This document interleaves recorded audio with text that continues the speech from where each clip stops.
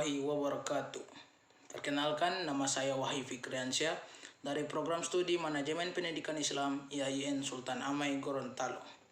Di sini, saya akan menjelaskan hasil bacaan saya dari artikel yang saya dapat, yaitu makalah yang berjudul Ilmu dan Kebudayaan, Manusia dan Kebudayaan, dan Dua Pola Kebudayaan dan Ilmu. Ditulis oleh Hikmayanti, Muhammad Alfi Masjidan, dan Zezen. Materi yang akan saya bahas di sini ada 3, yaitu pengertian ilmu, pengertian kebudayaan, dan dua pola kebudayaan dan ilmu. Yang pertama ada pengertian ilmu. Berbicara masalah ilmu dan kebudayaan tidak lepas dari sumber ilmu dan kebudayaan tersebut, yaitu akal. Maka saya di sini akan menjelaskan terlebih dahulu tentang hakikat akal. Secara bahasa, kata akal memiliki banyak arti, antara lain sesuatu menjadi tetap. Akal adalah jauharun anil madaw fi zatihi muqarranum laha fi fi'lihi wa hiya al-nafsu al-natikah, yaitu mutiara yang terbatas dari materi dan bersamaan padanya dalam tindakannya, dan itu adalah ciri yang cerdas atau berpikir. Akal juga merupakan mutiara rohani yang diciptakan Allah yang terkait dengan badan manusia. Akal juga adalah cahaya hati yang akan mampu membedakan antara yang hak dan yang batil, menahan diri dan berusaha menahan. Sebagian lain menerjemahkan akal dengan berusaha keras, asyad. Itulah beberapa pengertian pokok bagi kata akal yang hampir melingkupi seluruh buku bahasa. Dan semua makna lain sebenarnya telah mencakup ke dalam pengertian di atas, tidak berbeda secara signifikan. Para ulama mengkaji masalah akal menyebutkan tentang tidak adanya nama bagi akal selain ia sendiri dalam hakikat, sedangkan makna akal dalam hakikat bukan selainnya, disebut dengan garizah, biasa disebut insting, yang diletakkan oleh kepada kebanyakan manusia, di mana sebagian hamba dengan yang lainnya tidak mencermatinya, tidak mengkaji lebih jauh, serta tidak mencermati dari sisi indera, pengecapan, dan perasaan. Allah Subhanahu wa Ta'ala memperkenalkan akal ini kepada para hambanya melalui garizah. Akal merupakan mutiara termahal yang dimiliki oleh manusia. Manusia tanpa memfungsikan akalnya untuk mengenal Tuhannya, maka nilainya tidak ubahnya seperti binatang. Berikutnya ada pengertian kebudayaan.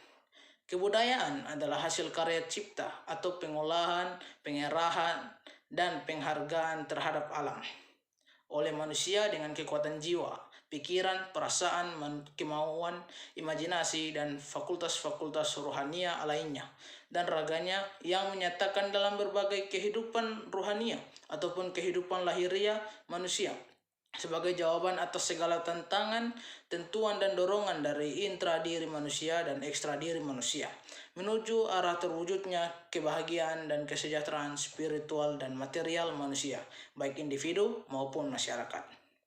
Kebudayaan berarti mempelajari sesuatu soal dari kehidupan manusia, baik seorang pribadi maupun sebagai anggota masyarakat dalam hubungannya dengan alam sekitarnya. Karena kebudayaan adalah alam pikiran dan mengasah budi, juga mempelajari seluruh segi kehidupan yang merupakan pernyataan dari cara berpikir dan cara merasa masyarakat, dan dapat dipahami bahwa seluruh segi kehidupan diliputi oleh kebudayaan. Pada hakikatnya, antara ilmu dan kebudayaan terdapat suatu panduan, karena dalam rangka pembangunan, kebudayaan tidak terlepas dari nilai-nilai yang dikandungnya. Dalam hal ini, ilmu berarti suatu cara berpikir yang menghasilkan suatu kesimpulan yang berupa pengetahuan. Karena ilmu adalah produk berpikir menurut sistematika tertentu yang secara umum disebut berpikir ilmiah. Dalam hubungannya dengan manusia, ada beberapa alternatif kedudukan ilmu, yaitu menjadi alat pengantar ke arah kesejahteraan manusia. Di samping itu, dalam pengembangan kebudayaan, ilmu mempunyai 2 kedudukan, yaitu merupakan sumber nilai yang mendukung terselenggaranya pengembangan suatu kebudayaan dan merupakan sumber nilai yang mengisi pembentukan watak manusia, masyarakat, atau bangsa. Antara ilmu dan kebudayaan berada dalam posisi yang saling tergantung dan saling mempengaruhi. Pada sisi pengembangan ilmu dalam suatu masyarakat tergantung pada kondisi kebudayaannya. Sedangkan di sisi lain, pengembangan ilmu akan mempengaruhi jalannya kebudayaan. Dan dalam beberapa tipe masyarakat, ilmu dapat berkembang pesat, demikian pula sebaliknya. Berikutnya ada dua pola kebudayaan dan ilmu. Dua pola kebudayaan dan ilmu yang bergulir di Indonesia adalah ilmu-ilmu alam dan ilmu-ilmu sosial. Kenapa hal ini terjadi? Ini terjadi karena perbedaan antara ilmu sosial dan ilmu alam. Contohnya, jika kita belajar ilmu alam dengan subjek batu, kira-kira saat lain diteliti lagi, maka kemungkinan besar akan berhasil dengan nilai yang sama. Tetapi tidak demikian dalam ilmu sosial. Dalam ilmu sosial bergerak lebih fleksibel dan dapat berubah sewaktu-waktu. Namun, kedua hal itu merupakan masalah. Kedua hal itu tidak mengubah apa yang menjadi tujuan penelitian ilmiah. Ilmu bukan bermaksud mengumpulkan fakta, tapi untuk mencari penjelasan dari gejala-gejala yang ada, yang memungkinkan kita mengetahui kebenaran hakikat objek yang kita hadapi.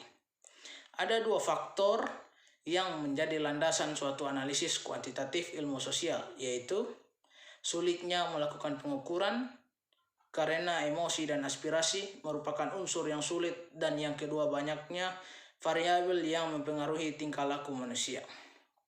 Hal seperti inilah yang menyebabkan ilmu alam lebih maju daripada ilmu sosial. Itu dikarenakan ilmu sosial lebih terpaku pada tahap kualitatif dan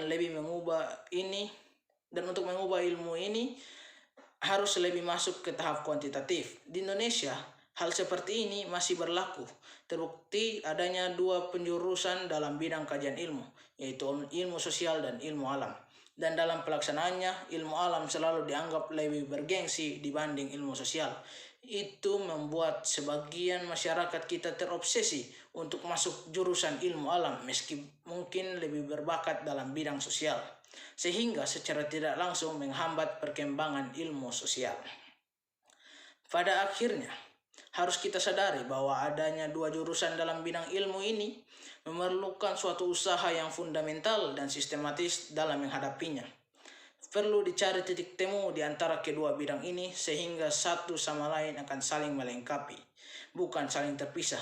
Karena bagaimanapun ilmu sosial tidak dapat terpisah dan berdiri sendiri, dan begitupun ilmu alam tetap terikat secara sosial. Demikian penjelasan singkat dari saya. Mohon maaf apabila ada salah-salah kata. Karena kesempurnaan hanya milik Allah. Wali taufiq wal hidayah. Wassalamualaikum warahmatullahi wabarakatuh.